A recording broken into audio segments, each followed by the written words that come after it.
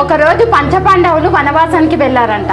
వనవాసంలో Nakula సహదేవులు walking అని వెళ్తే అక్కడ అందమైన గుర్రం వాళ్ళకి కనిపించింది.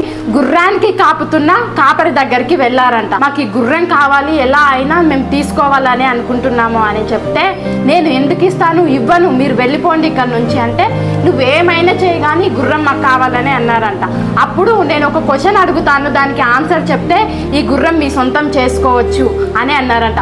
అప్పుడు నకులు సహదేవులు ఏం చెప్పారంటే, క్వశ్చనే కదా, మేము చాలా తెలివైన వాళ్ళం, ఖచ్చితంగా చెప్తామని చెప్పారంట.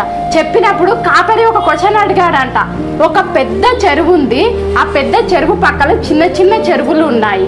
ఆ పెద్ద చెరువులో నీళ్లు తీసుకుపోయి చిన్న చిన్న చెరువులో నింపితే అవి నిండుతాయి, కానీ చిన్న చిన్న చెరువులలో నీళ్లు తీసుకొని పెద్ద చెరువులో నింపలేము, అది ఎలా సాధ్యం అని అడిగాడంట.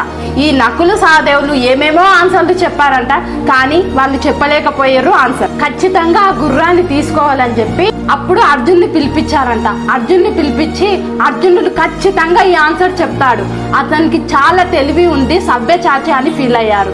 కానీ అర్జునుడు కూడా చెప్పలేకపోయాడు. అప్పుడు అర్జును కన్నా పెద్ద వ్యక్తి ఎవరు? భీముడు.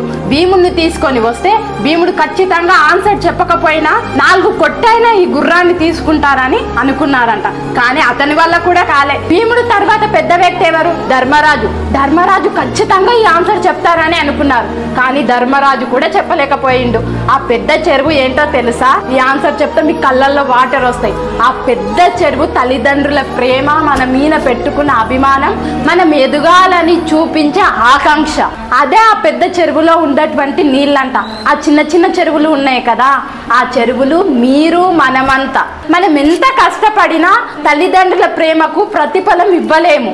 అటువంటిది మన తల్లిదండ్రుల పవిత్రమైన ప్రేమ.